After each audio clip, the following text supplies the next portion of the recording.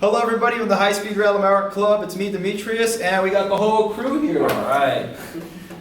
Okay, and we also got a very special crew member today. He actually drives a high-speed train. We're going to welcome in Steve Maksimovic. How are you doing, Steve? Hi, I'm doing great. How are you guys? Awesome, great. So you want to tell the audience a little bit about yourself, where you are exactly, what you do? I live in the Netherlands, which is in Western Europe, and I'm a high-speed TGV Thalys train driver. Well, it's basically the same as the famous French TGV, only just a different color, and it's licensed to drive in many more countries. I'm only 28 years old. I'm one of the youngest drivers at this moment, and it's been a childhood dream of mine to become a train driver and even a high-speed train driver. Awesome. So, wait, so how did you get into wanting to be a train driver for Thalys? Oh, I cannot even remember. Since I was young, I always wanted to work for the railways, especially as a driver. I don't know where it came from. I don't have any family members that worked for the railways. We didn't live close to a station or railway track or anything. It just happened, and when I grew up, I knew for sure that I wanted to become a train driver. It just happened. Wow, man. That's like pretty much everything. It's Like a passion, right? Yeah. Yes. Awesome. Okay, so you're in the Netherlands, right? Correct? Yeah. Okay. When did the Netherlands start having high-speed rail, and when did you get involved? Well, the first ideas of a high-speed rail network in the Netherlands, or Netherlands connecting with the rest of Europe, the first ideas actually came from 1973 with the Trans-Europe connections at the time, and they wanted to speed it up. In 1981, the first high-speed line in Europe was opened in France between Paris and Lyon. And in 1989, the Dutch government decided that they also wanted to connect Amsterdam with Belgium and France.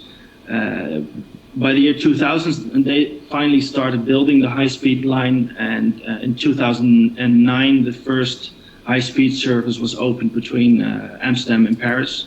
And before that, the Thalys drove using the classical lines to Brussels, which took 1.5 hours longer back then. And now we are allowed to drive 300 kilometers per hour, even in the small country of the Netherlands and the small country of Belgium. So that's amazing. Yeah, that's fantastic. And what's it done for the country as a whole once that system got introduced? Well, there were some problems in the beginning of the high-speed line in the Netherlands due to they ordered the wrong trains. Well, they ordered trains, but in the end, the manufacturer didn't build them as well as we expected. So now, at the time, we have the domestic service is only an intercity service with a maximum speed of 100 miles per hour. But even those trains are packed every day. The Thalys is running almost every hour from Amsterdam to Brussels, and most of those trains also go to Paris, and those trains are full every day, fully booked. Every seat is almost taken. We don't even have trains enough to get everyone on board some days. Wow. How is the driving experience like?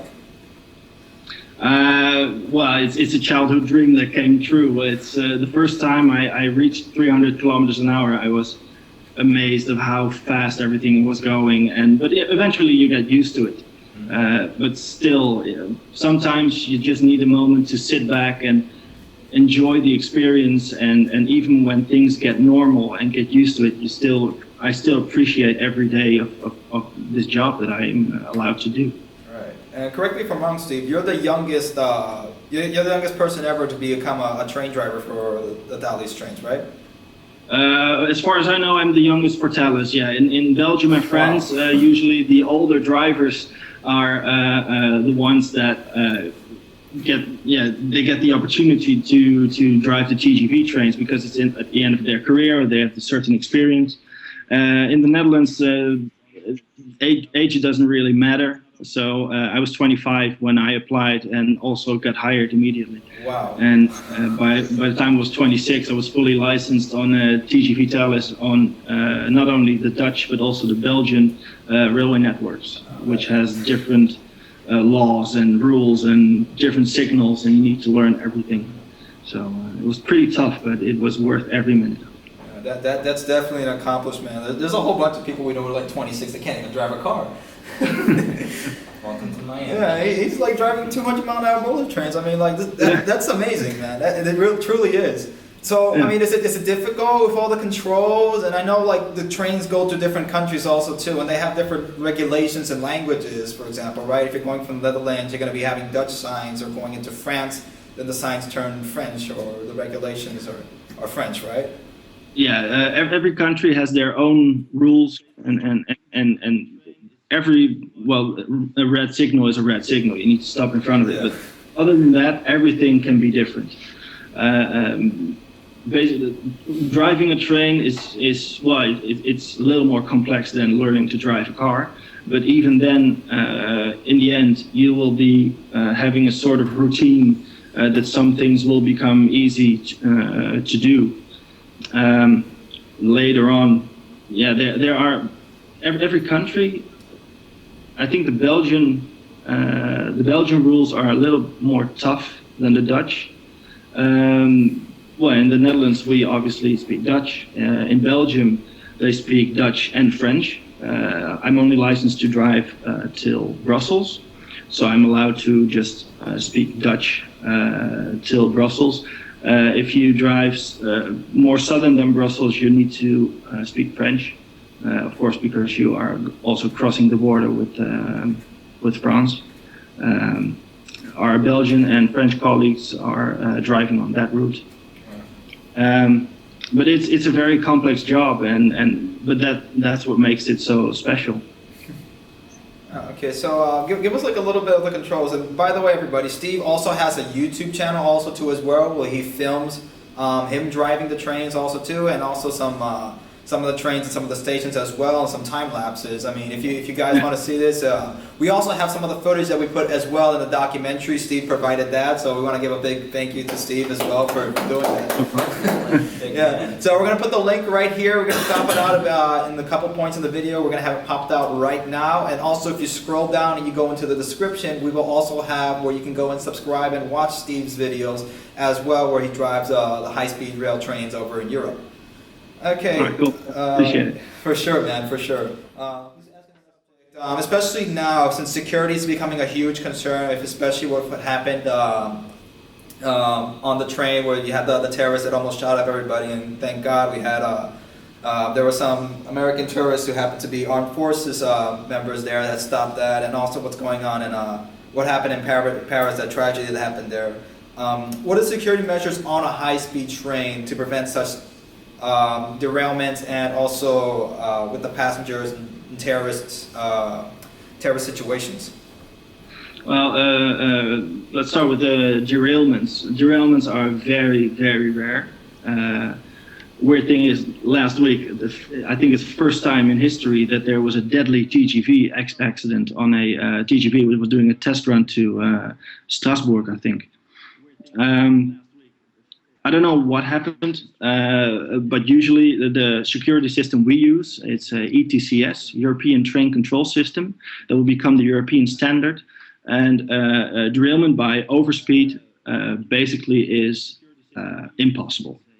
I'm driving with a maximum speed of 300 kilometers an hour. It's 186 miles an hour. At 305 kilometers an hour, there will be an alarm signal in the cab, and then I need to slow down. If I don't do that, at 309 kilometers per hour, the train will do that for me. Every high-speed railway track will be tested with the maximum speed 110% above the maximum speed. So the tracks where 300 kilometers an hour is tested, also for 330 kilometers per hour. So theoretically, overspeed of 330 kilometers per hour would not result in an accident or derailment. But even our systems don't allow that to happen. So a accident with 330 kilometers per hour will not occur. Only if someone would tamper the rails. But there was like a documentary on Discovery Channel once I saw. You need to dig up a whole piece of track to make sure you want to derail a train. It's not like you go there with a screwdriver and you screw one bolt loose and then a train derails. There's much more needed for that to happen. Right. So there's it's very rare. so there's two conditions. It's either the train is going, extremely fast, like what happened at Santiago de Compostela, or and also what happened in France as well. Or you just have to have the track that's just completely obliterated for the train to go off. Well, in Santiago, there was a different reason. It was a transition, a place of transition between a high-speed line and a classical line. Right. I don't know the safety system in Spain, but for example, in Belgium, the old system on the classical line, you could do, if you wanted to, no one would do that. You could have a significant overspeed. And when you come off a high-speed railway line, that could be very dangerous. Only, as I said, European train control system will be the standard, so that will be incorporated on all European railway tracks in the next couple of years. And I think PTC, positive train control in America, would be somewhat similar. I'm not sure how that system works, but I would love to read into it. But I'm sure that overspeed like that is not possible. There will be, I think that is one of the standards on new high-speed railway lines. Yeah. And what about with terrorism also too? Are there any other safety measures as well on the trains that can prevent that?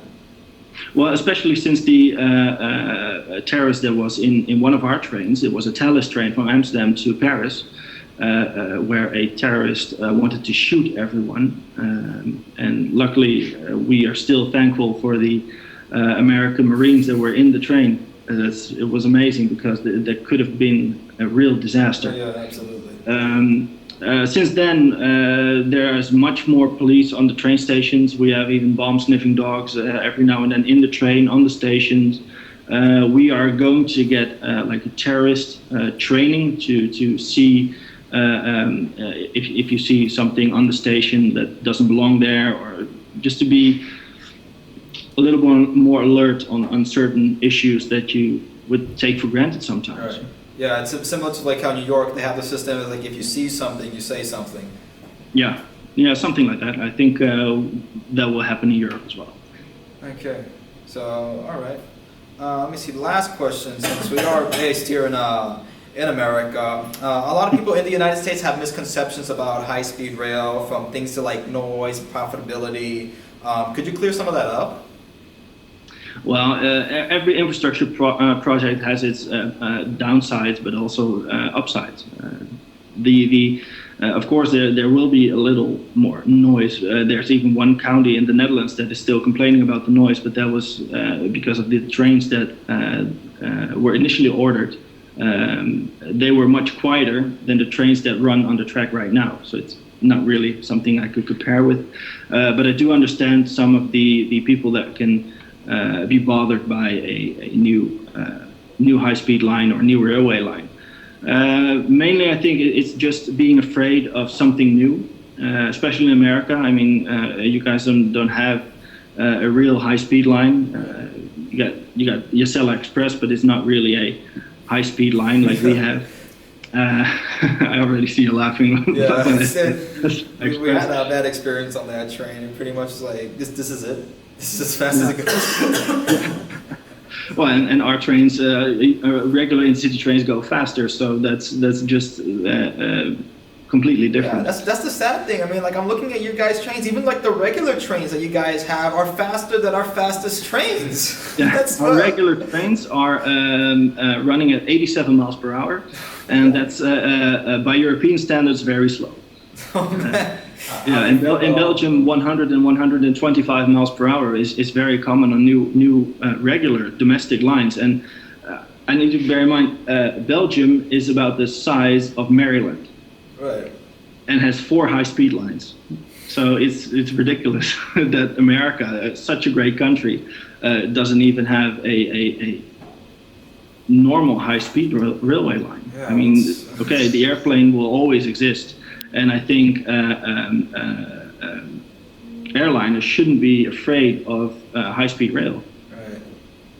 Yeah, as we saw. They should actually cooperate with high-speed rail like what Air France and Lufthansa do. Yeah. Yeah, I think, I mean, in the end, it all comes down to companies wanting to earn money. And airliners could make a lot of money with high-speed rail. If you're sending on Brussels Midi station, the station where I always change trains, if there's a TGV waiting there on a platform, you see Air France personnel helping out the travelers. Not only boarding a plane, but boarding the train to Paris and Lyon and Marseille, Nice. In the future, we will be even having a straight connection to all the way to Spain, to Barcelona. The travel time is reduced immensely. I mean, from Amsterdam to Paris, it's only 3 hours and 18 minutes. If you take the plane, that will take maybe 1 hour and 15 minutes, but you got to check in 2 hours in advance. So there already goes your time. Then when you land in Paris, you still need to take the train to get into the center. That will take you at least an hour. You need to wait for your luggage. So the train is much easier to use. And I think that will be the future of America. And if there is one high-speed rail project that will succeed, then I think other states will follow. Yeah. So I was going to also ask, you've heard about All Aboard Florida, right? Yeah. How do you feel, what do you think it's going to do to the state of Florida? Do you think it's going to transform the way we move around? Oh yeah, absolutely. The first time I heard about high-speed rail in America was when I stumbled on a video of California high-speed rail. Mm-hmm. And I told a colleague of mine about it, and he's a huge Disney freak. He went to World Disney a couple of times, and he was like, well, there's also a high-speed line coming to Florida, and that was the first project that eventually got canceled. And I was looking it up on the internet, and I was like, oh, that's a bummer. Why did they cancel it? And then I came across All Aboard Florida. I'm like, yes, at least there's something going on. And I think that will be a great start, and other states will be looking at Florida, what's going to happen.